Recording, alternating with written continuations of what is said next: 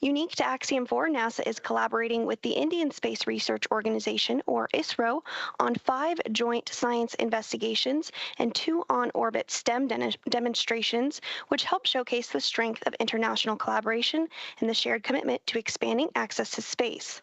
As the International Space Station nears the end of its operational life, NASA plans to transition to a new model featuring commercial space stations to maintain its leadership in microgravity research and ensure a sustainable access to low Earth orbit for the benefit of humanity.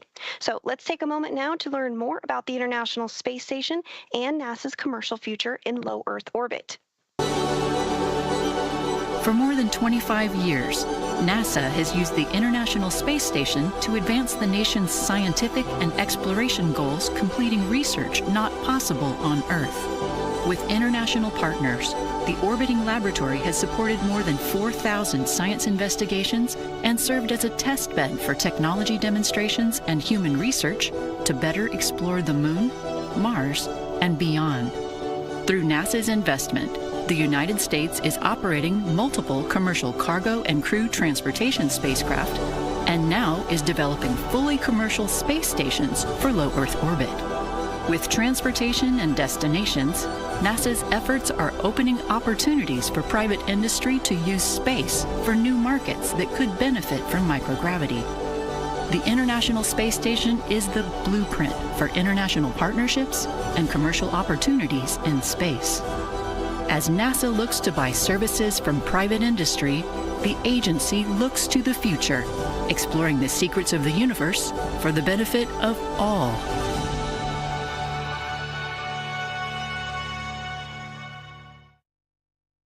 And you can learn more about NASA's commercial efforts at nasa.gov/commercial-space. From Mission Control Houston, we are standing by and ready to support tonight's launch. So for now, we'll send it back out to Ronnie, and Paul in Hawthorne. Thanks, Sandra. And so things are looking good on the launch pad. The teams are continuing to progress towards launch at 2:31 a.m. Eastern. We'd love to take a minute and just take a look back at what's happened already this evening to get us to this point in the countdown. So for context, we want to say this crew has been living in an isolated quarantine bubble for the last 4 weeks, having reported to quarantine on May 25th. In that time, they have shifted their sleep regimen to adjust their circadian rhythm to match those on board the International Space Station. And over the last few days, they have finessed that further to be ready for today. In fact, their wake-up call was set to 6:30 p.m. earlier yesterday, I should say, depending on where you are. But then about 4.5 hours prior to the scheduled launch time, the Axiom Space ground operations team drove the X-4 crew to Kennedy Space Center, where they shared a brief moment with loved ones before officially being handed over to SpaceX for today's launch. This handover event has taken on quite a few forms over the years, but there's always something truly special about creating a moment, even just for a few minutes, in the midst of all of this operational choreography, to pause and share a moment with loved ones. And there you see the team did just that in front of the VAB before getting into the Teslas and riding out to the Falcon Support Building to be ready for launch today. Absolutely. After that T-4 hour briefing, the SpaceX team helped the crew suit up at our Falcon Support Building. You got a video on your screen that was recorded earlier today of the crew stepping out in their suits and waving to everybody there for the first time before getting in our 2 Teslas to caravan over to Launch Complex 39A. They do ride in pairs over to 39A, often accompanied by members of our launch closeout team, who you see there as the crew celebrates that they are on their way over to launch. Once they reached the tower, they ascended up to the Dragon spacecraft and were able to make one last phone call before signing the White Room wall. Here you see the crew walking across the crew access arm, getting their boarding passes handed to them and checked by our closeout team. You'll notice that Peggy Whitson's is gold because she is a frequent flyer with us here at SpaceX. And then once our crew ingressed Dragon, we completed suit leak checks and comm checks before rotating the seats into the reclined position for launch.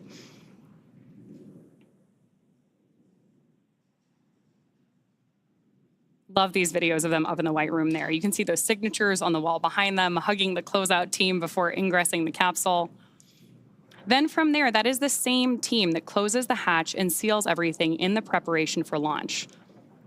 Right now, we are still waiting on those final weather checks coming up, but prop load has begun. So all of that brought us through the confirmations we've been listening to, the check-ins, confirming that the crew arm is stowed, and of course, as we were listening so intently for earlier today, that our launch escape system is armed.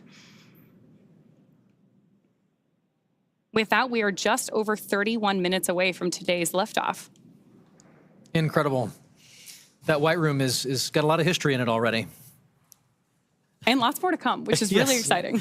Yes, we are just adding another chapter to this storied location. That 39A has got so much history already. So, of course, everything about today is really timelined down to the minute. As we were talking about earlier today, the crew wake up all the way through launch. We have this kind of precise choreography that is key to our launch site execution. Each of the calls we're hearing, the visual cues that we're seeing, and that we're acknowledging to you who are joining us from around the world, serve as critical synchronization. Stage 1, cryohelium loading. There's confirmation there that we're loading the cryohelium on board stage 1 of Falcon 9. And each of these milestones are critical synchronization points for both the ground and crew teams. As they say, slow is smooth and smooth is fast. It's hard to believe that it's been 5 years since Dragon radically changed how humanity gets to space. After the space shuttle program ended in 2011, NASA astronauts primarily used the Russian Soyuz spacecraft for travel to the International Space Station. Until 2020, Dragon was the Russian Soyuz spacecraft was the only human-capable launch vehicle available. Meanwhile, SpaceX's Dragon was being developed, and then in 2010, it became the first commercial spacecraft to be recovered from orbit.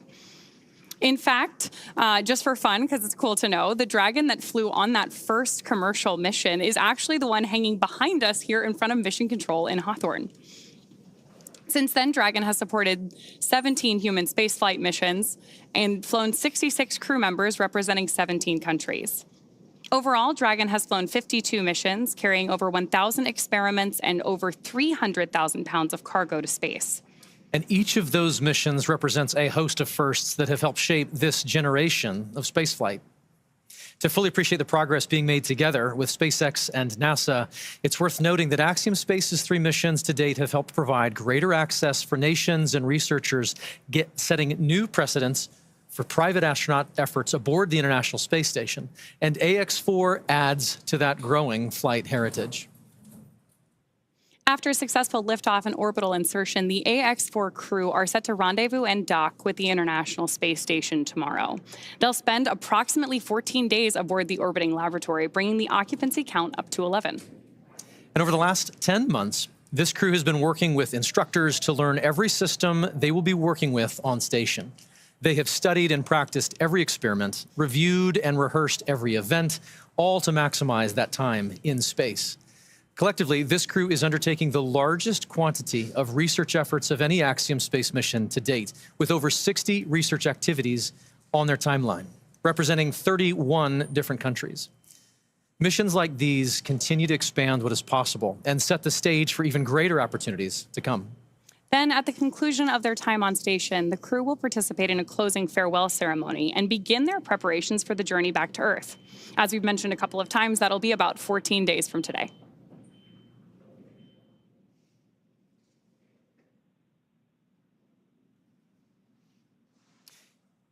Each mission to the International Space Station is rooted in singular unifying purpose, to explore and learn together as a team. And that is one of the things that I absolutely love about human spaceflight.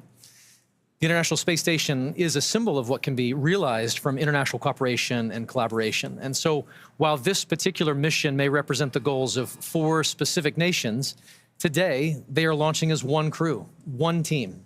And in that spirit, this crew created a mark to represent their shared effort together. The AX-4 mission patch is something that Peggy, Shooks, Swavush, and Tibor will wear proudly for the rest of their lives. But so will thousands of people who've worked tirelessly to contribute to this mission. The mission patch for Axiom 4 was created, as you mentioned, by the crew, not just to mark their space flight, but to symbolize the idea that space is for everyone. Anchored by the centrality of the Earth and flanked by a diverse set of national flags, there are several intended meanings woven into this design. For instance, the 7 stars represent the 7 continents and point to global inclusivity. The 4 white lines ascending from the Earth to the International Space Station symbolize the physical journey of this mission, and together appear to make panes of a spacecraft window, much like the view the astronauts will have from Earth orbit. And the overall gem shape of the patch is a reminder of the precious responsibility we all have to our planet, to cherish and to protect our homeworld. And in addition to the mission patch, another favorite tradition of human spaceflight is the zero-G indicator. To celebrate their unique bond, the AX-4 crew chose a baby swan as the zero-G indicator, which they've named Joy. And today, we have the opportunity to have our very own Joy joining us to help us keep an eye on the gravity levels here in Hawthorne.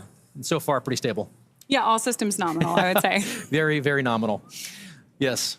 So as we await our T-0 in a little bit more than 25 minutes, our ground operations teams are doing a final series of systems checks to make sure both Dragon and Falcon 9 are ready for launch.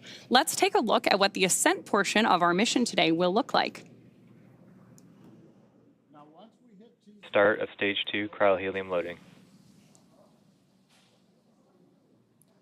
Brief announcement on Stage 2 loading. Once we hit T0, we're going to watch Falcon 9 and Dragon lift off from historic launch pad 39A and make their ascent.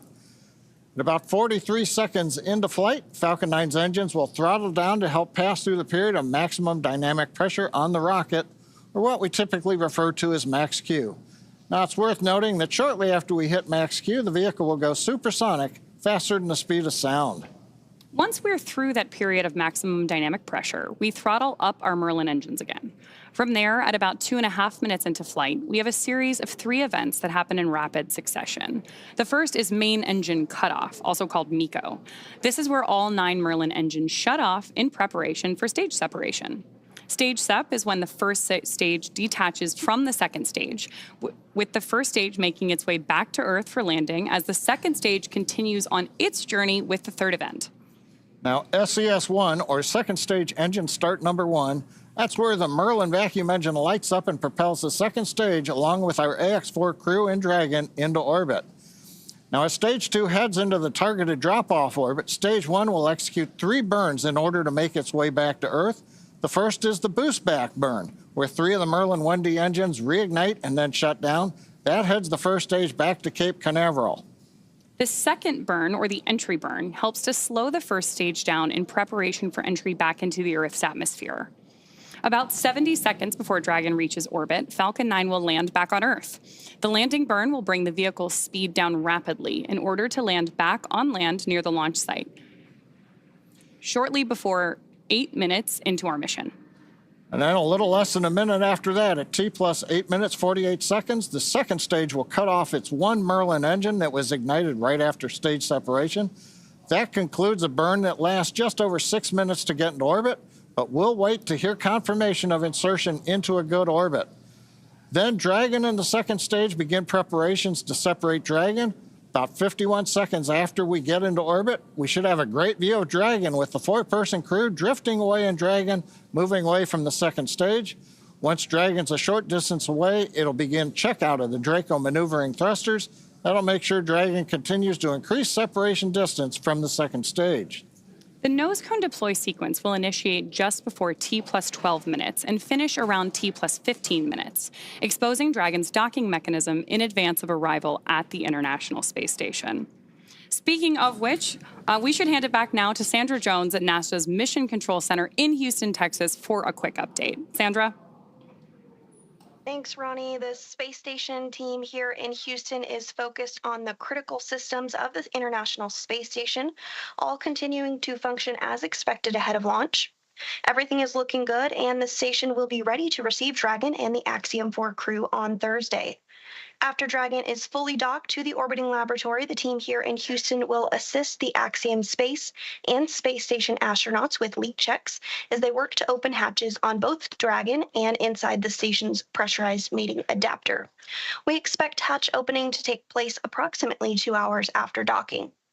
Once the Axiom 4 crew arrives at the International Space Station, they will be greeted by the Expedition 73 crew, which includes NASA astronauts Nicole Ayers, Anne McClain, and Johnny Kim, as well as JAXA, or Japan Aerospace Exploration Agency astronaut Takoya Onishi, and Roscosmos cosmonauts Kirill Peskov, Sergei Ryzhikov, and Alexei Zubritsky. Flight Director Heidi Brewer is on console right now, leading the flight controllers for launch this evening. And with Mission Control in Houston go for launch, for now, we'll send it back over to Sonia at Kennedy. Thanks, Sandra. To dive into some of the science highlights, I'm joined now by Axiom Space's Chief Scientist, Dr. Lucy Lowe. Lucy, thanks for joining me here at the desk. With so many science portfolios that are going to be accomplished, there are more than 60 from more than 30 countries. We can't cover it all. Give us a high-level look of what this portfolio looks like. Yeah, so happy to, Sonia. So this mission is chock-a-block, jam-packed, full of really interesting and exciting science. We have everything from human research, understanding how the human body reacts to space. We have some really fun life sciences experiments looking at growing plants and all kinds. We have some physical sciences. We have lots of technology demonstrations. And my favorite, lots of science, technology, engineering, art, and mathematics outreach events. All the STEAM things. Exactly. So we've had great success with AX1, 2, 3. Do we have any return payload flyers for AX4? We do. We have our partners at the University of California, San Diego and the Sanford Stem Cell Institute flying their cancer cells in low Earth orbit for the 4th time with Axiom. So this team is actually looking at how the cancer cells respond to space. And on this mission, they're actually testing a newly approved drug that's just about to enter clinical trials. Amazing. So really exciting. So let's take just a brief look at each of the country's portfolios. Let's start at the head. At the top, okay, off we go. So we're going to bring on our willing participant who is going to model, our lovely assistant who is going to model one of the experiments from this portfolio. So Israel here is wearing a functional near-infrared spectroscopy cap, which has optodes in the top, which can actually look at how blood is moving around, which is a correlate for neural activity. So it's a way to actually monitor brain activity in space. And what the team is doing is looking at these signals and how they're going to collect the data. And they're actually creating what they're calling a brain-computer interface or a brain-machine interface, which could be really interesting and useful not only for future exploration missions, but also for applications back here on Earth. So, for example, for rehabilitation after neurological disorders. And which country's portfolio is this from? This is from ESA and the Polish Space Agency. Amazing. So what is ISRO doing? What's their portfolio look like? So ISRO has a very, very busy portfolio. So Shooks is going to be doing lots and lots of research throughout the mission. So their team is going to be looking at cyanobacteria and microalgae, and they're going to be looking at how these could be used for food or for fuel or for potentially even life support systems on orbit in future.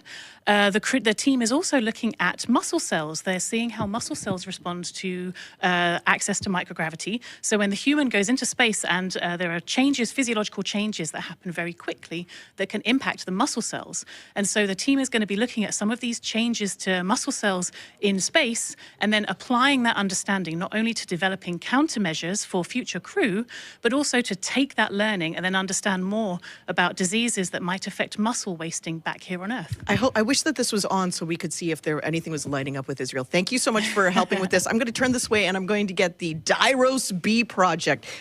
Israel, thanks for joining us here, showing off the headset there. This is fascinating.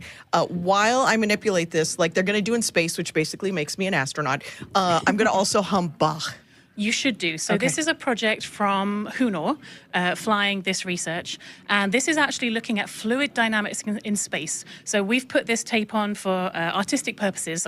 T-Ball will not have this disco tape on orbit. But in space, what is going to happen is this will be surrounded by a ball of water that's going to have microparticles embedded in it. And as a video is recording and he's turning the handle... To music. To music, exactly. The tempo at which he's turning the handle is going to increase, not too much. Okay. as he's listening to bark. So he's going to know exactly how fast to turn the handle. And so the insight from research like this is going to help us understand some of the fluid dynamics around large bodies such as Saturn in our own solar system. So it's not just for fun. It's not just for fun. It's all very important. If there is a researcher who's watching now and says, I've got research that I want to get into low Earth orbit, how do they do that?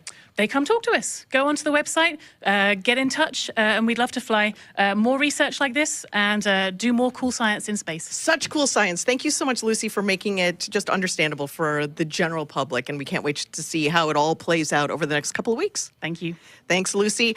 And, you know, the X4 mission is very exciting, and the families and friends want to be here, but some of them couldn't. So we want to share with you now just a little taste of the friends and family who are cheering on the entire AX4 crew.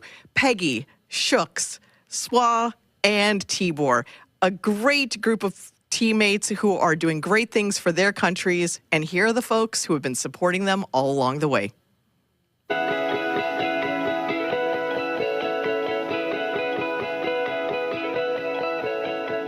On behalf of the Axiom Mission Operations Team, we're wishing you a safe, productive, and fun mission. Go AX4. Papa! You are our hero! Tara api prapiante! Cześć Sławosz, kochany synu, jesteśmy z ciebie bardzo dumni. Kisfiam, büszkék vagyunk rád. Várunk vissza. Nagyon szeretünk! Hi Shooks, we are super excited about your visit to space. Come back triumphant. We'll all be cheering for you the whole while that you're there. Good luck from Iowa! We love you, Aunt Peggy! Your flight is our future. Your flight is our inspiration. Hi Sławos, we are about to do something truly out of this world. We are all here rooting for you. Go chase those stars and make the mission unforgettable. Subashree Shukla அமெரிக்காவைச் சேர்ந்த mission commander Peggy vixen, ஹங்கேரியைச் சேர்ந்த திபோர் கபு மற்றும் போலாந்தைச் சேர்ந்திருக்கிற ஸ்லோவோஸ் ஆகியோர் சர்வதேச விண்வெளி நிலையத்திற்கு செல்லவிருக்கின்றனர். கிட்டத்தட்ட இந்த பயணமானது 14 நாட்கள் அவரை அங்கே தங்கியிருந்து அந்த பயண திட்டங்கள் என்பதை செய்யவிருக்கின்றனர். ஆய்வுகளை செய்ய மேற்கொள்ளவிருக்கின்றனர். பல்வேறு காரணங்களால் இந்த பயணம் தொடர்ந்து 7 முறை என்பது ஒத்திவைக்கப்பட்டிருக்கிறது. தொடர்ந்து முயற்சி செய்கிற பட்சத்திலும் கூட ஏதோ ஒரு தொழில்நுட்பத்து கோளாறின் காரணமாக 7 முறை ஒத்திவைக்கப்பட்டிருக்கிறது. இந்த நிலையில்தான் அமெரிக்காவின் புளோரிடாவில் உள்ள கென்னடி விண்வெளி மையத்தில் இருந்து ஃபால்கன் 9 ராக்கெட்டில் மூலம் இன்று நண்பகல் 12 மணிக்கு இந்திய வீரர் சுற்றுலா குழுவோடு விண்வெளி நிலையத்திற்கு செல்லவிருக்கின்றனர். 28 மணி நேர பயணத்திற்கு பிறகு நாளை கிட்டத்தட்ட இந்திய நேரத்தின்படி நாளை மாலை 4:30 மணிக்கு சர்வதேச விண்வெளி நிலையத்தை ஸ்பேஸ் எக்ஸ் சாட்டான் விண்கலம் அடைய இருக்கிறது. பல்வேறு காரணங்களால் தொடர்ந்து 7 முறை ஒத்திவைக்கப்பட்டு தற்போது 8வது முறையாக இந்த வெற்றிகரமாக விண்ணில் இந்த பயணம் என்பது ஆரம்பிக்கப்பட இருக்கிறது. இது தொடர்பாக சுபாஸ்ரீ சுக்லா கூறிய பொழுது, இந்திய மக்களுக்கு நான் ஒன்று சொல்ல விரும்புகிறேன். இந்த பணி ஒரு மைல்கல். இந்த பணியின் வெற்றிக்காக இந்திய மக்கள் பிரார்த்தனை செய்யும்படி கேட்டுக்கொள்கிறேன் என்று கூறியிருக்கிறார். இவருடைய ஆரம்ப கட்ட வாழ்க்கையை நாம் பார்த்தோமானால் உத்தரப்பிரதேச மாநிலம் லக்னோவைச் சேர்ந்த சுக்லா அலிகஞ்சில் உள்ள சிட்டி மான்சரி பள்ளியில் தான் தனது பள்ளி படிப்பை முடித்திருக்கிறார். 1999 கார்கில் போரால் அவர் ஈர்க்கப்பட்டிருக்கிறார். அவர் சுயாதீனமாக யூபிசி என்டிஏ தேர்வுக்கு விண்ணப்பித்து தேர்ச்சியும் பெற்றிருக்கிறார். அவர் தனது இராணுவ பயிற்சியை முடித்து 2005 தேசிய பாதுகாப்பு அகாடமியில் கணினி அறிவியல் இளங்கலை அறிவியலில் பட்டம் பெற்றிருக்கிறார். பின்னர் அவர் பறக்கும் பிரிவுக்கு தேர்ந்தெடுக்கப்பட்டு இந்திய விமானப்படை அகாடமியில் பயிற்சி பெற்றிருக்கிறார். ஜூன் 2006 இவர் இந்திய விமானப்படையின் ஸ்பைட்டர் பிரிவில் பறக்கும் அதிகாரியாக நியமிக்கப்பட்டிருக்கிறார். இந்திய விமானப்படை பணி வாழ்க்கையை நாம் பார்த்தோமானால் அவர் ஒரு போர் விமான தலைவர் மற்றும் அனுபவம் வாய்ந்த சோதனை விமானியாக இருந்து கொண்டிருக்கிறார். குறிப்பிட்டு சொல்ல வேண்டும் என்று சொன்னால் SU-30 MKI, MiG-21, MiG-29, ஜாட்வார் Dornier 228 மற்றும் AN-32 உள்ளிட்ட பல்வேறு விமானங்களில் சுமார் 2000 மணி நேரம் பறந்த அனுபவத்தை கொண்டிருக்கிறார். இஸ்ரோ விண்வெளி வீரர் தொழில் பயிற்சியும் முடித்திருக்கிறார். இந்திய மனித விண்வெளி பயண திட்டத்திற்கான இந்திய விமானப்படையின் கீழ் உள்ள ஒரு அமைப்பான விண்வெளி மருத்துவ நிறுவனம் IAM என்று சொல்லக்கூடிய 2019 ஆண்டில் விண்வெளி வீரர் தேர்வில் செயல்பாட்டில் சுற்றுலாவை சேர்த்தது. பின்னர் IAM மற்றும் ISRO ஆல் இறுதி 4 பேரில் அவர் பட்டியலிடப்பட்டிருக்கிறார். 2020 ஆண்டில் யூரி சுடாரின் விண்வெளி வீரர் பயிற்சி மையத்தில் தேர்ந்தெடுக்கப்பட்ட மற்றும் 3 விண்வெளி வீரருடன் அடிப்படை பயிற்சிக்காக ரஷ்யா சென்றடைந்திருக்கிறார். அடிப்படை பயிற்சி 2021 நிறைவடைந்த பொழுதிலும் கூட பின்னர் அவர் இந்தியா திரும்பி பெங்களூரில் உள்ள விண்வெளி வீரர் பயிற்சி நிலையத்தில் பயிற்சியில் கலந்து கொண்டிருக்கிறார். இந்த காலகட்டத்தில் தான் அவர் IISc பெங்களூரில் விண்வெளி பொறியியல் தனது முதுகலை பட்டத்தையும் முடித்திருக்கிறார். விண்வெளி வீரர் குழுவின் உறுப்பினராக அவரது பெயர் முதலில் பிப்ரவரி 27, 2024 அன்று திருவனந்தபுரத்தில் உள்ள இஸ்ரோவின் விக்ரம் சாராபாய் விண்வெளி மையத்தில் இந்தியாவின் முதல் மனித விண்வெளி பயணத்திற்கான விண்வெளி வீரர் குழு உறுப்பினர்களின் பெயர்களை பிரதமர் நரேந்திர மோடி அறிவித்த போது அதிகாரப்பூர்வமாக பொதுக்குழுவில் அறிவிக்கப்பட்டது. ஆக்சியம் மிஷன் 4 சர்வதேச விண்வெளி நிலையத்திற்கு வரவிருக்கும் ஆக்சியம் மிஷன் 4 பைலட்டாக சுற்றுலா தேர்ந்தெடுக்கப்பட்டிருக்கிறார். அவர் கமாண்டர் பெக்கி விட்சன் மற்றும் மிஷன் நிபுணர்களான குளோவாஸ் உஸ்னாஸ்டி, பிஸ்னி புஸ்டி மற்றும் திபோர் அபு தலைமையிலான குழுவில் இணைவார். சக இஸ்ரோ விண்வெளி வீரர் பிரசாந்த் நாயர் காப்பு குழு உறுப்பினராக நியமிக்கப்பட்டிருக்கிறார். இருவரும் ஹூஸ்டனில் உள்ள நாசாவின் ஜான்சன் விண்வெளி மையத்தில் பயிற்சி பெற்றிருக்கின்றனர்.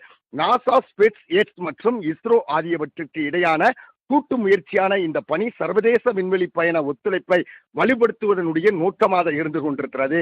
வெற்றி பெற்றால் சுற்றுலா ISS IF பார்வையிட்ட முதல் இந்திய விண்வெளி வீரர் ஆவார். மேலும் விண்வெளி வீரர் ராகேஷ் சர்மாவுக்கு பிறகு சுற்றுப்பாதையில் உள்ள 2வது இந்தியராக இவர் தேர்ந்தெடுக்கப்பட்டிருக்கிறார். அவரது இருக்கையினுடைய விலை நடுத்தர $60 மில்லியன் வரம்பில் தோராயமாக 500 கோடி மதிப்பிடப்பட்டிருக்கிறது. தனிப்பட்ட வாழ்க்கையை நாம் பார்த்தோமானால் சுற்றுலா பல் மருத்துவரான டாக்டர் தம்னா மிஸ்ராவை மணந்திருக்கிறார். அவர் பள்ளியில் சுற்றுலாவின் வகுப்பு தோழராகவும் இருந்திருக்கிறார். இந்த தம்பதியருக்கு ஒரு மகன் இருக்கின்றனர்.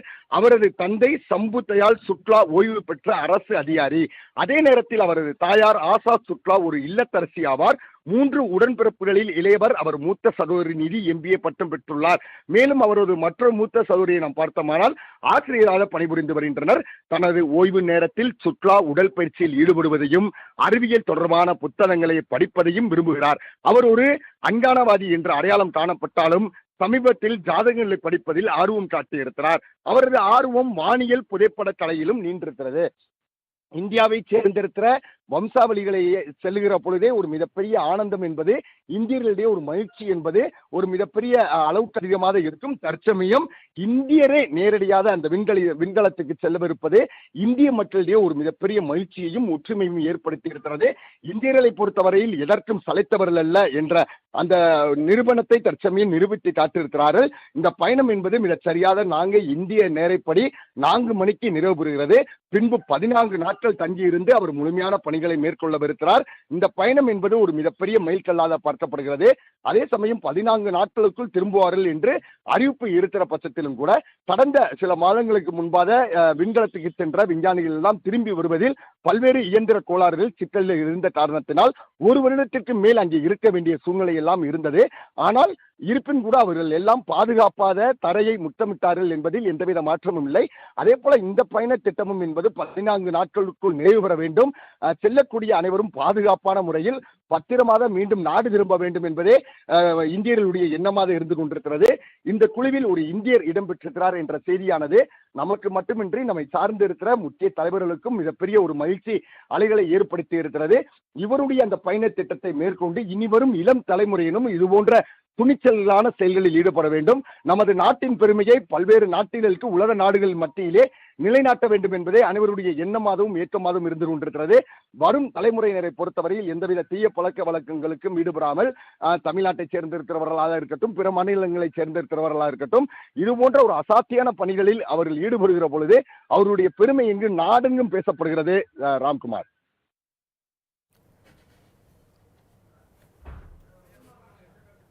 மதிவணன், நீங்கள் கூறுவது போலவே இது இந்திய நாட்டிற்கு ஒரு சிறப்பான தருணமாகவே பார்க்கப்படுகிறது. இந்த ஆக்சியம் 4 திட்டமானது 14 நாட்கள் அங்கு சென்று அவர்கள் ஆய்வுகள் மேற்கொள்ள உள்ளனர். அந்த ஆய்வுகள் குறித்தான கூடுதல் விவரங்களை பதிவு செய்யலாம். நிச்சயமாக அந்த ஆய்வுகளை பொறுத்தவரையில் என்னென்ன விதமான இயற்கை வளங்கள் என்பது அங்கே இருக்கிறது. அதே போல என்னென்ன விதமான கூடுதல் பணிகளை இங்கே செய்ய முடியும், விண்கலத்திற்கும் மனிதனுக்குமான இடைப்பட்டிருக்கிற அந்த தூரத்தை எவ்வாறு குறைக்க முடியும்? கடந்த சில நாட்களுக்கு முன்பாக எல்லாம் விண்கலத்திலே சென்று நிச்சயமாக மனிதர்கள் வாழ்வதற்கான அனைத்து வாழ்வாதாரங்களும் அங்கே இருக்கிறது என்று சொல்லப்பட்டாலும் கூட சில பயங்கள், அச்சங்கள் என்பது இருந்து கொண்டுதான் இருக்கிறது. அந்த அச்சங்களை எல்லாம் முழுமையாக களைய வேண்டும் என்று சொன்னால் ஒவ்வொரு பயண திட்டங்களிலும் ஒவ்வொரு விதமான புரட்சிகரமான செயல்களை செய்து மனிதன் வாழ்வதற்கான அந்த வழித்தடங்கள் இருந்து கொண்டிருக்கிறது. குறிப்பிட்டு சொல்ல வேண்டும் என்று சொன்னால் தேவையான நீர், காற்று, சுவாசிக்கக்கூடிய அளவுக்கான காற்று அனைத்தும் இருந்து கொண்டிருக்கிறது. இந்த விண்கலத்திற்கும் மனிதன் வாழக்கூடிய இடத்திற்குமான இடைவெளி என்பது தூரமாக இருந்து கொண்டிருக்கிறது. பயணம் செல்வதில் பல்வேறு சிக்கல் என்பது இருந்து கொண்டிருக்கிறது. குறிப்பிட்டு சொல்ல வேண்டும் என்று சொன்னால் மனிதன் விண்கலத்திற்கு செல்வதற்கு சுற்றுலா தலங்கள் எல்லாம் அமைப்பதற்கான வாய்ப்பு இருக்கிறது. அதற்கான நிறுவனங்களும் தயாராக இருந்து கொண்டிருக்கிறது என்று சொல்லுகிற பட்சத்தில் கூட அந்த பயணங்கள் எல்லாம் முழுமையாக வெற்றி பெற வேண்டும். அதே சமயம் என்னென்ன விதமான இயற்கை வளங்கள் அங்கே இருந்து கொண்டிருக்கிறது, என்னென்ன விதமான தேடல்களை நாம் கொள்ள வேண்டும் போன்ற பல்வேறு பயண திட்டங்களோடு தான் இந்த திட்டம் என்பது 14 நாட்கள் இருந்து கொண்டிருக்கிறது. குறிப்பிட்டு சொல்ல வேண்டும் என்று சொன்னால் இந்நிலையில் அமெரிக்காவின் புளோரிடாவில் உள்ள நாசாவின் கென்னடி விண்வெளி மையத்தில் இருந்துதான் பாஸ்டா 9 ராக்கெட்டின் மூலம் இன்று இவர்கள் பயணம் செய்யவிருக்கின்றனர். 28 மணி நேர பயணத்துக்கு பிறகு, அதாவது 4:30 மணிக்கு, நாளை மாலை 4:30 மணிக்கு சர்வதேச விமான நிலையத்தை ஸ்பேஸ்கிராஃப்ட் விண்கலம் அடைய இருக்கிறது. கடந்த 7 முறை இதற்கான பயண திட்டம் என்பது தொடர்ந்து முயற்சிக்கப்பட்டு சில தொழில்நுட்ப கோளாறுகள் உள்ளிட்ட பல்வேறு பிரச்சனைகளால் அந்த பயணம் என்பது ரத்து செய்யப்பட்டிருந்தது. ஆனால் 8வது முறையாக வெற்றிகரமாக விண்ணில் பாய இருக்கிற இந்த செய்தி என்பது அமெரிக்கா மக்களுக்கு மட்டுமின்றி இந்திய மக்களிடையே ஒரு மிகப்பெரிய மகிழ்ச்சி அலைகளை ஏற்படுத்தி இருக்கிறது. இந்திய விண்வெளியை சேர்ந்திருக்கிற வீராங்கனைகளை பொறுத்தவரையில் இந்திய வம்சாவளியை சேர்ந்திருக்கிறவர்கள் என்று சொல்கிற பொழுதே ஒரு மிகப்பெரிய மகிழ்ச்சிகள் என்பது இருந்து கொண்டிருக்கும். ஆனால் தற்சமயம் ஒரு இந்தியரே அங்கே தொடர்ந்து செல்லவிருக்கிறார் என்பதில் ஒரு மிகப்பெரிய மைல்கல்லாக இருந்து கொண்டிருக்கிறது. அதே சமயம் இந்திய மக்களுக்கு நான் ஒன்று சொல்ல விரும்புகிறேன் என்று அவர் சொல்லியிருக்கிறார். இந்த பணி என்பது ஒரு மைல்கல் என்று சொல்லியிருக்கிறார். மைல்கல் என்று சொல்கிற பொழுதே பல்வேறு திட்டப்பணிகள் அங்கே இருப்பதற்கான வாய்ப்பு இருக்கிறது. குறிப்பிட்டு சொல்ல வேண்டும் என்று சொன்னால் அலைவரிசை உள்ளிட்ட பல்வேறு விஷயங்களே அங்கே இந்த 14 நாட்களில் ஆராய்ச்சி செய்யப்படும். அதற்கு தகுந்தாற் போல் இங்கே வந்து என்னென்ன விதமான புரட்சிகளை செய்யலாம், விண்கலத்திற்கும் மனிதனுக்கும் இடையே இருக்கக்கூடிய அந்த நீண்ட தூரத்தை எவ்வாறு குறைப்பது உள்ளிட்ட பல்வேறு விஷயங்களை இந்த ஆய்வின் அடிப்படையில் தெரிய வரும் என எதிர்பார்க்கப்படுகிறது. இவர் இவ்வளவு தூரம் வளர்ந்ததற்கும் தற்சமயம் ஒரு விண்கலத்திற்கே செல்வதற்கும் முக்கியமான விஷயம் அவரை எண்ணத்தில் தோன்றியது. இந்த படிப்பெல்லாம் படிக்க வேண்டும், இவ்வளவு தூரம் செல்ல வேண்டும், இந்தியாவினுடைய நாட்டிற்கு நாம் பெருமை சேர்க்க வேண்டும். பிறந்த ஊருக்கு பெருமை சேர் என்று சொல்வதை விட பிறந்த நாட்டுக்கே இவர் பெருமை சேர்த்திருக்கிறார் என்றுதான் நாம் சொல்ல வேண்டும். 1999 ஏற்பட்ட அந்த கார்கில் போரால் தான் இவர் முழுமையாக மனதளவில் ஈர்க்கப்பட்டிருக்கிறார். கார்கில் பொழுதின் போது இந்திய வீரர்கள் உயிரிழந்த சம்பவம் என்பது அவருடைய மனதை ஒரு மிகப்பெரிய சோர்வடைய செய்தது ஒரு புறம் என்று சொன்னாலும் கூட இனிவரும் காலகட்டங்களில் இந்தியாவிற்கான பெருமை மிக்க நாடாக நாம் உருவாக்க வேண்டும், ஒரு சிறந்த வீரனாக திரள வேண்டும் என்ற அவருடைய எண்ணம் என்பது ஆரம்ப காலகட்ட பள்ளி பருவ காலகட்டங்களிலே அவர் இருந்து கொண்டிருக்கிறது. அதனுடைய விளைவாகத்தான் தற்சமயம் ஒரு மிகப்பெரிய விண்கலத்திற்கு அவர் செல்லவிருக்கிறார். அவருடைய சாதனை என்பது சவால் நிறைந்த பயணங்களாக இருக்கும் என்பதில் எந்தவித மாற்றமும் இல்லை. சவால் நிறைந்த பயணங்களை சந்திக்கிற பொழுதுதான் சாதனை நிறைந்த பயணங்களால் அது மாறுகிறது. செல்லுகிற வழியில் நிறைய சவால் நிறைந்த பணிகளை மேற்கொள்ள வேண்டியிருக்கும். அதே போல விண்கலத்துக்கு சென்றவுடன் கூட அவருடைய பணிகள் என்பது நிறைவு பெறப் போவது கிடையாது. இந்த 14 நாட்களுக்கும் அவர்கள் பணிகள் செய்கிற பொழுது தொழில்நுட்பம் உள்ளிட்ட பல்வேறு சவால், சுவாசம் உள்ளிட்ட பல்வேறு சவால்களை அவர்கள் சந்திக்கிற பட்சத்தில் கூட அந்த பணிகள் என்பது முழுமையாக அவர்கள் என்னென்ன விதமான திட்டங்களோடு இங்கு இருந்து செல்கிறார்களோ அந்த திட்டங்கள் எல்லாம் முழுமையாக செயல்படுத்துகிற பட்சத்தில் அவர்களுக்கு ஒரு மிகப்பெரிய மகிழ்ச்சி ஏற்படும். அதே போல இங்கு இருந்து கொடுக்கப்படக்கூடிய இந்த திட்டங்களை எல்லாம் முழுமையாக நிறைவு செய்தால் ஒரு மிகப்பெரிய வெற்றி, அந்த வெற்றி அவருக்கு மட்டுமல்ல இந்திய நாட்டிற்கே கிடைத்திருக்கிற ஒரு மிகப்பெரிய வெற்றியாக கருதப்படும் என்பதில் எந்தவித மாற்றமும் இல்லை. Ramkumar.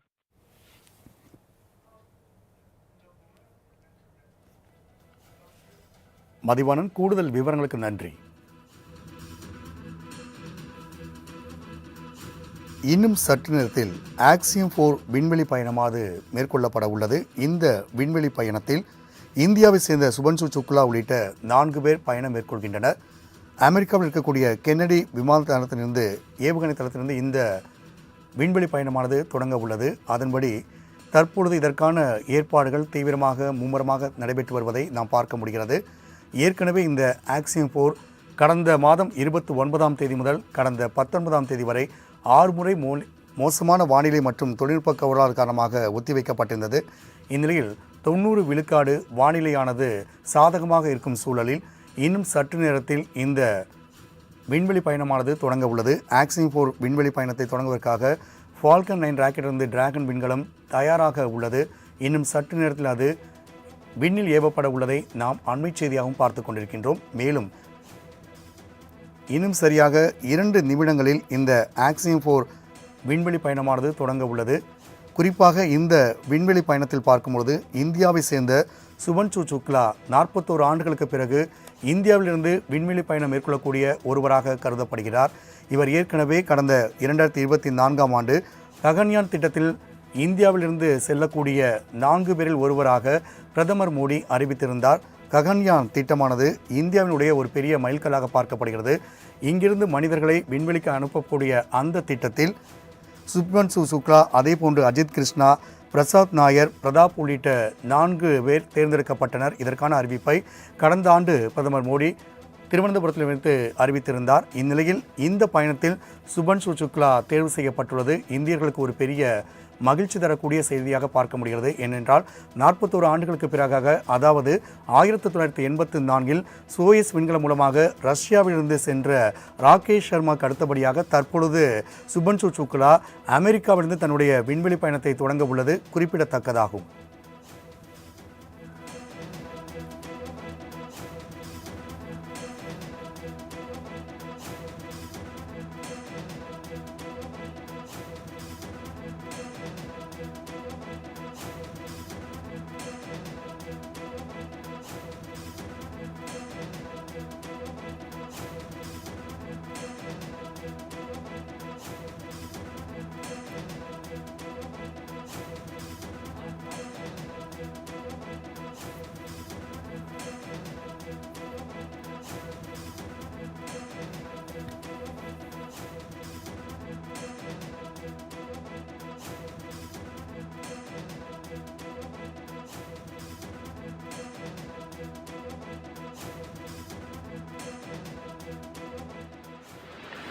Fifteen seconds.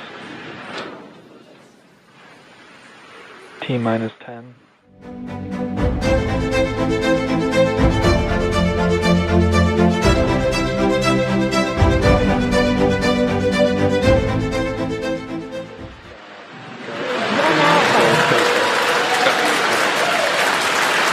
For 3 nations, a new chapter in space takes flight. Godspeed, AX4.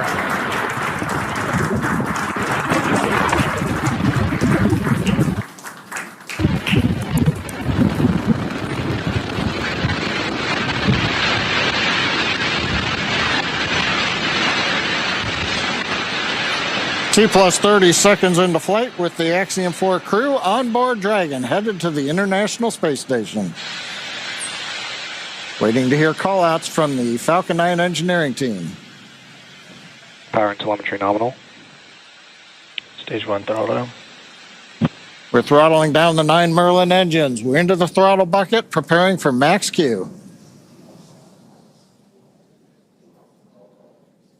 Max Q.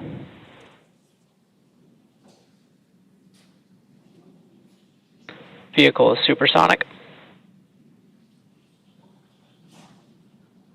We should begin throttling the Merlin engines back up now.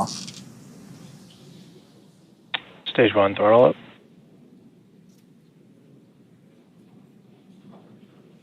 Mission control confirming Stage 1 Bravo. that throttle up, and we Copy are 1 Bravo. hearing our commander Peggy Whitson call out the first abort mode. Each of these are a specific phase where if for any reason we had an in-flight Impact abort, show underway. Dragon would abort to a safe location. So we're going to call out each of those milestones as we pass through them.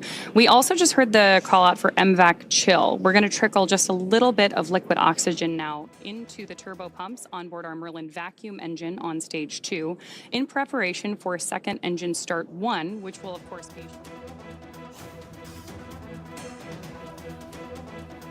முக்கிய செய்தியை பார்த்து வருகிறோம். இந்தியாவின் ககன்யான் திட்டத்திற்கு முக்கியமாக பார்க்கப்படும் சுக்லா விண்வெளி பயணம் தற்பொழுது தொடங்கியிருக்கிறது. இது தொடர்பாக மேலும் பல்வேறு தகவல்களை நம்மிடம் பகிர்வதற்காக பேராசிரியர் ஜோசப் பிரபாகரன் இணைப்பில் வந்திருக்கிறார். இணைப்பில் வந்ததற்கு நன்றி திரு ஜோசப் பிரபாகரன். இன்று திட்டமிட்டபடி ஃபால்கான் 9 ஏவுகணை ஏவப்பட்டிருக்கிறது. இந்திய வீரர் சுபான்ஷு சுக்லா உள்ளிட்ட 4 வீரர்கள் இந்த பயணத்தில் ஈடுபட்டிருக்கின்றனர். இந்த பயணத்தின் முக்கிய சவால்களாக என்னென்ன விஷயங்கள் பார்க்கப்பட்டது, அது தொடர்பாக சொல்லுங்க சார். வணக்கம். முக்கிய சவால்கள்னு பார்த்தீங்கன்னா இந்த சீதோஷ்ண நிலை தான். இந்த வெதர் கண்டிஷன் தான் ரொம்ப தெரியும். கிட்டத்தட்ட நிறைய தடவை வந்து தள்ளி போனது. ஏன்னா நமக்கு தெரியும் வெதர் கண்டிஷனை வந்து நம்ம ரொம்ப அக்யூரேட்டாக ப்ரெடிக்ட் பண்ணால் கூட சில நேரங்களில் வந்து நமக்கு வந்து அது வந்து சிக்கலாகிடும். ஸோ அதனால் இந்த வெதர் கண்டிஷன் வந்து மிகப்பெரிய ஒரு சிக்கலாக இருந்ததுனால தான் நமக்கு வந்து இப்போ இந்த மிஷனை கொஞ்சம் தள்ளி போச்சு. அதை தாண்டி நம்ம வந்து விண்வெளிக்கு போகும்போது அந்த விண்வெளியில் அந்த ஸ்பேஸில் அந்த ஐஎஸ்எஸ்ல டாக்கிங் கரெக்டாக பண்ணணும். ஸோ இதெல்லாம் ஒரு மிக முக்கியமான தடைகள். அதே அங்கே வந்து ரஷ்யாவுடைய காஸ்மாஸோட ஒரு பார்ட் அவங்களுடைய எதுவுமே கொஞ்சம் சிக்கலாக இருந்ததுனால தான் 2 தடைகள் பார்த்தீங்கன்னா சீதோஷ்ண நிலை வந்துச்சு. இன்னொரு தடை வந்து அங்கே இருக்கிற ஐஎஸ்எஸ்ல அந்த உள்ள டாக் பண்ணுறதுல சிக்கல் இருந்ததுனால தான் பட் இவ்வளோ டிலே ஆச்சு. ஸோ இப்போ எல்லாமே சரி பண்ணிட்டாங்க. கிட்டத்தட்ட அவங்களுடைய அறிவிப்புடைய 90% 90% வந்து இது வந்து ஃபேவரபுளாக இருக்குது நமக்கு இந்த லான்ச்சிங் சொல்லி சொன்னதுனால தான் இப்போ அவங்க லான்ச் ஆரம்பிச்சிட்டாங்க. 14 நாட்கள் கிட்டத்தட்ட இந்த பயணம் வந்து மேற்கொண்டு விண்வெளியில் ஆராய்ச்சி நடத்தப்படும் என்று ஒரு தகவலும் நமக்கு வந்து கிடைத்தது. இந்த 14 நாட்கள் என்னென்ன ஆராய்ச்சிகள் வந்து மேற்கொள்ள இருப்பதாகவும் கூறப்படுது சார்? கிட்டத்தட்ட பார்த்தீங்கன்னா அவங்க இந்த இப்போ நாளைக்கு இவங்க ஒரு நாளில் 1.5 நாளில் அவங்க போயிடுவாங்க. ஸோ போனதுக்கப்புறம் நிறையா வந்து ஒரு சாதாரண ஃபார் எக்ஸாம்பிள் நம்மளுடைய ஒரு ஸ்க்ரீனில் இப்போ நம்ம வந்து இங்கே சாதாரணமாக பூமியில் நம்ம எப்பயுமே எல்லா நேரமும் வந்து 24/7 பார்த்தீங்கன்னா 365 நாளும் நம்ம கிராவிட்டி நம்ம புவியோட ஈர்ப்பு விசை நம்ம வந்து ஃபீல் பண்ணிகிட்டே இருப்போம். அது நம்ம உடம்பு பழகி இருக்கும். இப்போ நீங்கள் விண்வெளியில் ஐஎஸ்எஸ்ல போகும்போது அங்கே வந்து கிராவிட்டி அதாவது புவியோட ஈர்ப்பு விசை ரொம்ப ரொம்ப குறைவாக இருக்கும். அப்போ கிட்டத்தட்ட நீங்கள் பார்த்தீங்கன்னா அந்த நிறைய வீடியோக்களை பார்த்துருப்பீங்க அவங்க மிதந்துகிட்டு இருப்பாங்க. ஸோ அந்த மாதிரியான ஒரு கண்டிஷனில் நம்மளுடைய பாடி எப்படி பிஹேவ் பண்ணுது குறிப்பாக பார்த்தீங்கன்னா நம்ம ஒரு ஸ்க்ரீன் நம்ம ஃபார் எக்ஸாம்பிள் இன்றைக்கி நம்ம இங்கே பூமியில் நம்ம எல்லாருமே ஸ்க்ரீன் யூஸ் பண்ணுறோம், மொபைல் யூஸ் பண்ணுறோம், தொடர்ச்சியாக வந்து ஸ்க்ரீன் டைம் பேசுகிறோம். ஸோ அங்கே வந்து எப்படி வந்து ஒரு அந்த கண்டிஷனில் ஒரு 0 கிராவிட்டி கண்டிஷனில் நம்ம ஒரு ஸ்க்ரீன் மூவ்மெண்ட் நம்ம ஐயோட ஸ்க்ரீனை பார்க்கும்போது எப்படி ஐ மூவ்மெண்ட் எப்படி இருக்குது எப்படி ட்ராக் பண்ணுறது. அதே மாதிரி எப்படின்னா நம்மளுடைய அந்த அஃப்கோர்ஸ் நம்ம ஒரு கிராவிட்டியில் இருக்கும்போது நமக்கு நிறைய ஸ்ட்ரெஸ் வரும். அந்த ஸ்ட்ரெஸ் எப்படி ஹேண்டில் பண்ணுறது. அதுக்கப்புறம் வந்து இப்போ நம்ம ஏற்கனவே சந்திராயன் 3யும் சரி அதுக்கப்புறம் இப்போ சமீபமாக அவங்க ஐஎஸ்எஸ்ல சுனில் போன அந்த மேடம் பார்த்தீங்கன்னா எப்படி வந்து ஒரு இப்போ பூமியில் இருக்கிற ஒரு விதை எப்படி வளருது. இந்த கிராவிட்டியில் நம்ம பார்த்து எல்லாமே மரம் வந்து மேல் நோக்கி வளரும். ஏன் மரம் மேல் நோக்கி வருதுன்னா சூரிய ஒளி நோக்கி வருது. அது அப்போ மேல் கீழ் அப்படின்றது வந்து பூமியில் இருக்க ஒரு விதைக்கு தெரியும். ஆனால் இதே நீங்கள் வந்து ஐஎஸ்எஸ்ல போனீங்கன்னா அங்கே கிராவிட்டி ரொம்ப ரொம்ப கம்மியாக இருக்கிறதுனால ஒரு விதைக்கு வந்து எது மேல் எது கீழ் எப்படி வளரணும் அப்படின்றதுலாம் அது எப்படி அந்த ஒரு பயாலஜிக்கல் எப்படி நடக்குது. அப்போது சில சீட்ஸ் எடுத்துகிட்டு போகிறாங்க. ஒரு கிட்டத்தட்ட ஒரு 6 வகையான சீடு எடுத்துகிட்டு போயிட்டு அது எப்படி ஸ்ப்ரவுட் வருது. ஸோ இந்த மாதிரியே பார்த்தீங்கன்னா அதே மாதிரி நியூட்ரிஷனல் சேஞ்சஸ் எப்படி வந்து இப்போ இந்த கிராவிட்டி இல்லாதனால ஏன்னா அங்கே வந்து இங்கே இருக்கிற அட்மாஸ்பியர் அங்கே இருக்காது. அப்போது நிறைய விஷயங்களை வந்து அப்சர்வ் பண்ண முடியாது. அப்போது நியூட்ரிஷன் வேல்யூ அப்படி எடுத்துக்குது. அது எப்படி நம்ம வந்து ஒரு ஸ்பேஸில் நம்ம வந்து நாளைக்கு வந்து ஸ்பேஸ் காலனி சந்திரனுக்கு நம்ம போயிட்டு ஒரு ஸ்பேஸ் காலனி பண்ணோம்னா என்ன மாதிரி நம்ம வந்து பயாலஜிக்கலாகவும் சரி ஃபிசிக்கலாகவும் சரி என்ன மாதிரியான முன்னெச்சரிக்கை நடவடிக்கைகள் மேற்கொள்ளலாம். இப்போ இதெல்லாம் நம்ம இந்த ஆய்வுலாம் அவசியம். ஸோ இந்த மாதிரியான ஆய்வுகளை இப்போ வந்து நம்ம இந்த 14 டேஸில் வந்து அவங்க பண்ண போகிறாங்க.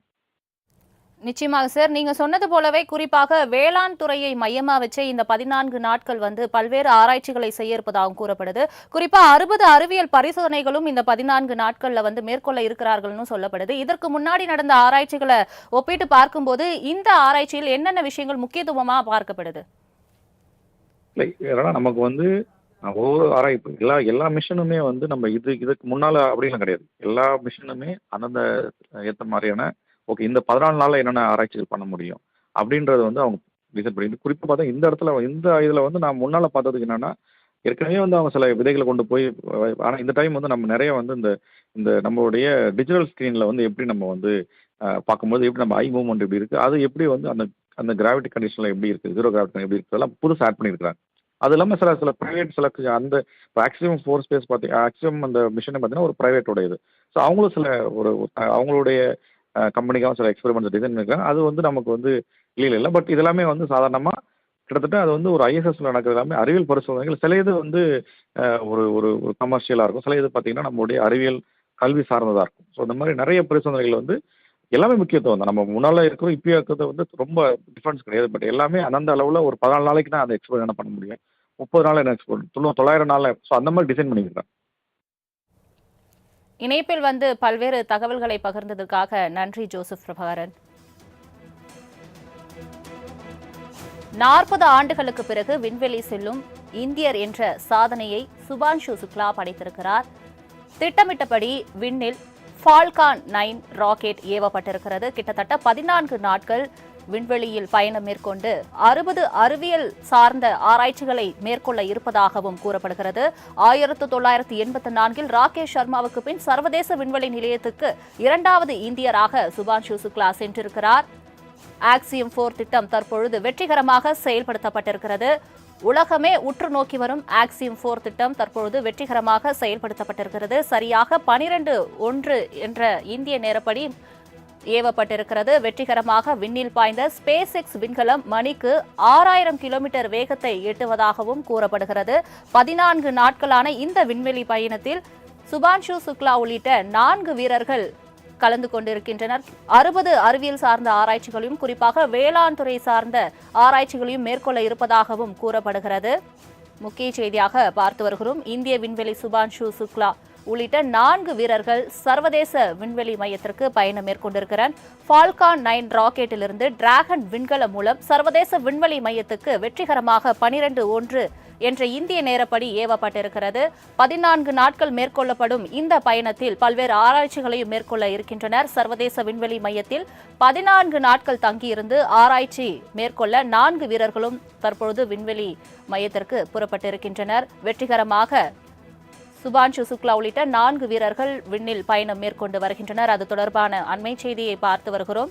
60 அறிவியல் சார்ந்த ஆராய்ச்சிகளை மேற்கொள்ள இருப்பதாகவும் கூறப்படுகிறது. இந்த 14 நாட்களில் பல்வேறு தடைகளால் 6 முறை இந்த பயணம் தவிர்க்கப்பட்டு வந்த சூழ்நிலையில் இன்று வெற்றிகரமாக இந்த பயணம் மேற்கொள்ளப்பட்டு வருகிறது. இந்தியாவின் சுபான்ஷு சுக்லா உட்பட விண்ணுக்கு 4 வீரர்கள் புறப்பட்டிருக்கின்றனர். ஃபால்கான் 9 ராக்கெட் மூலம் டிராகன் விண்கலம் மூலம் தற்பொழுது வெற்றிகரமாக பயணத்தில் ஈடுபட்டிருக்கின்றனர்.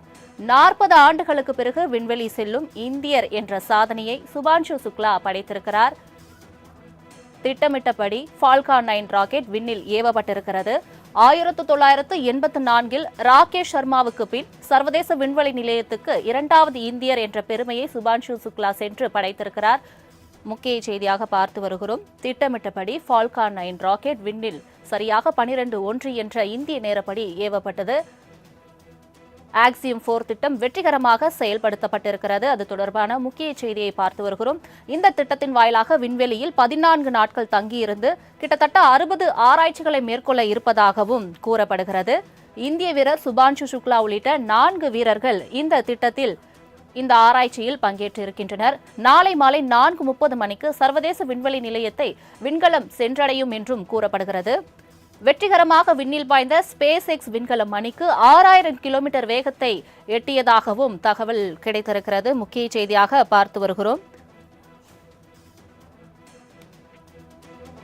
சுபான்ஷு சுக்லா, இந்திய வீரர் உள்ளிட்ட 4 வீரர்கள் விண்வெளிக்கு புறப்பட்டிருக்கின்றனர். இந்திய விண்வெளி வீரர் சுபான்ஷு சுக்லா உள்ளிட்ட 4 வீரர்கள் சர்வதேச விண்வெளி மையத்திற்கு பயணம் மேற்கொண்டிருக்கின்றனர். 60 அறிவியல் சார்ந்த ஆராய்ச்சிகளை 14 நாட்கள் விண்ணில் தங்கியிருந்து மேற்கொள்ள இருப்பதாகவும் கூறப்படுகிறது. உலகமே உற்றுநோக்கும் ஆக்சியம் 4 திட்டம் வெற்றிகரமாக தற்பொழுது தொடங்கியிருக்கிறது. நாளை மாலை 4:30 மணிக்கு இந்த விண்கலம் விண்வெளி சென்றடையும் என்றும் கூறப்படுகிறது. அதன் பிறகு 14 நாட்கள் தங்கியிருந்து தொடர்ந்து பல்வேறு ஆராய்ச்சிகளை மேற்கொள்ள இருப்பதாகவும் கூறப்படுகிறது. கிட்டத்தட்ட 6 முறை இந்த பயணமானது தள்ளி வைக்கப்பட்டது. பல்வேறு காரணங்களால் இந்த பயணம் தள்ளி வைக்கப்பட்ட நிலையில் தற்பொழுது இந்த பயணம் வெற்றிகரமாக தொடங்கியிருக்கிறது. இந்த பணி முதலில் மே 29 அன்று விண்ணில் செலுத்த திட்டமிட்ட நிலையில் ஜூன் 8ஆம் தேதிக்கு மாற்றி அமைக்கப்பட்டது. அதன்பின் ஜூன் 10, அதன்பின் ஜூன் 11 ஆகிய தேதிகளில் கிட்டத்தட்ட 6 முறை தள்ளி வைக்கப்பட்டது.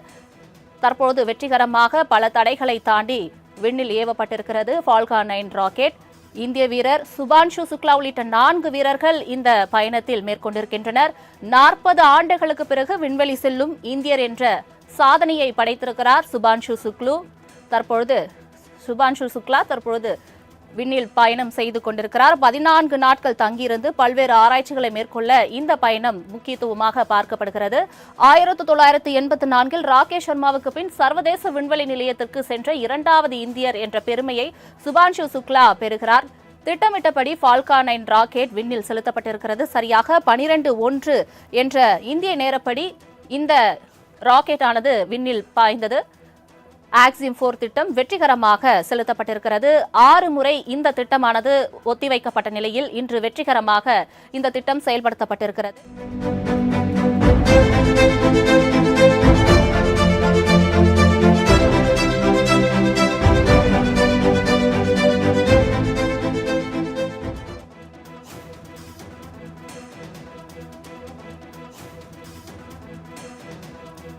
முக்கிய செய்தியை பார்த்து வருகிறோம். வெற்றிகரமாக ஸ்பேஸ் விண்கலம் விண்ணில் பாய்ந்திருக்கிறது. இந்த விண்கலம் மணிக்கு 6000 கிலோமீட்டர் கடக்கும் என்றும் கூறப்படுகிறது. இந்திய விண்வெளி வீரர் சுபான்ஷு சுக்லா உள்ளிட்ட 4 வீரர்கள் இந்த பயணத்தில் மேற்கொண்டு வருகின்றனர். 14 நாட்கள் விண்வெளியில் தங்கியிருந்து பல்வேறு ஆராய்ச்சிகளை மேற்கொள்ள இருக்கிறார்கள். ஃபால்கான் 9 ராக்கெட் மூலம் 4 வீரர்கள் தற்பொழுது விண்வெளியில் பயணம் மேற்கொண்டு வருகின்றனர். நாளை மாலை 4:30 மணி அளவில் விண்கலம் விண்வெளி சென்றடைந்து 14 நாட்கள் தங்கியிருந்து கிட்டத்தட்ட 60 அறிவியல் சார்ந்த ஆராய்ச்சிகளை மேற்கொள்ள இருப்பதாகவும் கூறப்படுகிறது.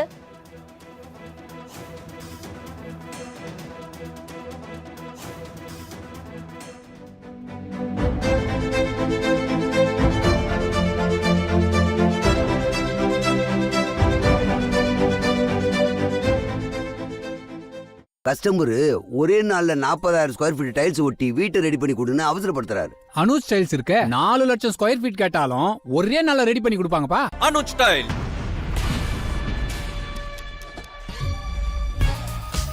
Pump the fun up. Enjoy the exciting world of sport. Melbourne, add emotions to the game.